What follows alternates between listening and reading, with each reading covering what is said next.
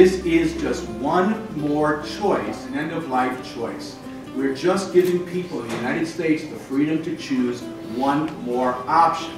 We can control pain in 95 to 98% of people. This is not for them then. It's for the 2 to 5% of people who we can't control pain. They may choose this option. There's not thousands of people out there that are going to choose this option today. There's maybe tens, if not maybe hundreds. This is a matter of individual freedom and an individual right.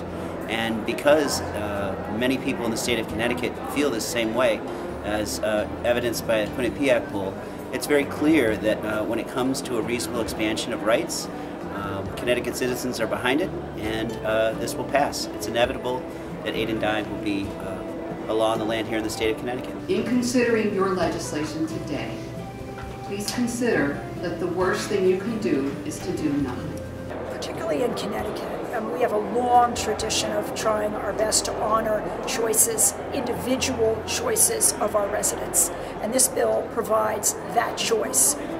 It has to very clearly be the choice only of the patient, and indeed clearly stipulates that nobody else, by any mechanism, can make a decision or a choice to help a patient or in utilizing aid and dying at any time. Very important to pass this bill because it's all about people's individual choices on how they want to die. You know, we've been understanding that most people can get pain control through palliative therapy with drugs like morphine, but many people may choose not to die that way when they're terminally ill and mentally competent. So we want to make sure they have one more individual choice. I'm asking you to add one more option for dignified death in the state of Connecticut.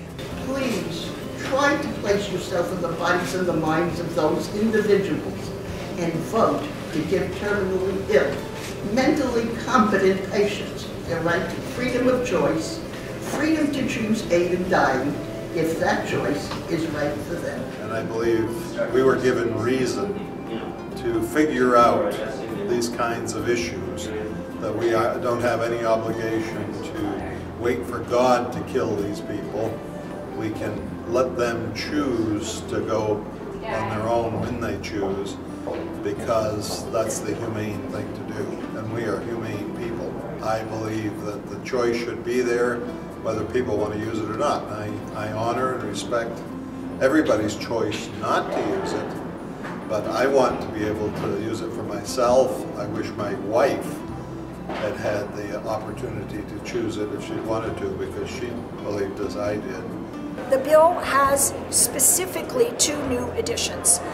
The first one is that the patient must make a written request for aid in dying of their attending physician twice. The first bill did not require the second written request, and the second written request must be at least 15 days after the first one. This guarantees a time of reflection. The second difference is this bill requires a consulting physician verify not just the qualifications of the patient in terms of residency and that they're an adult, but also verifies the diagnosis, the prognosis, that the patient is acting voluntarily and that the patient has been clearly and completely informed. The bill has so many safeguards in it now that protect the patient so they're not being coerced into getting this done because a family member wants something from their will or property. The patient has to put written request into their doctor, not once, but twice, at least 15 days apart. That gives them an insurance that they've really thought about it and they can take it back anytime. The key on this is, even if a patient gets their prescription to end their life with because they're terminally ill, that doesn't even mean they're going to use it. Most people get insurance out of having that bottle in the medicine cabinet and knowing they can go for it at any time. And they may die from natural causes, from their cancer or whatever, without ever taking that prescription, but at least it gives them that option. And that's what we're all here for today, is freedom of choice, the option to choose aid and dying.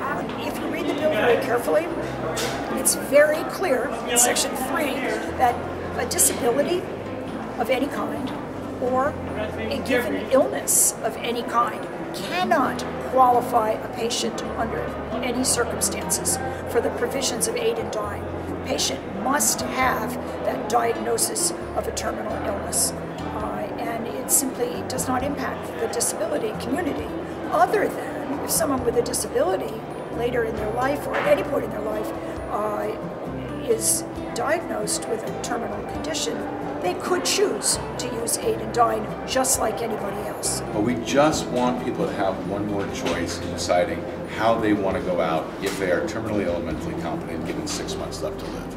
And we just feel this is a very peaceful, dignified way to go so that you can plan this. If you know that this is the way you want to go, you get your prescription from your physician, you bring your family together to the house, have a party if you need to do that, say your last, comments that you want to your family, have them with you, comforting you, giving you the support, taking your medicine and going out dignified. With your vote in favor of 5326, you will once again be a champion of individuals' rights and freedom of choice. Thank you. While Thank helping you so terminally ill, much. mentally competent patients avoid unnecessary and inhumane prolonged. Thank you for coming today and presenting your testimony.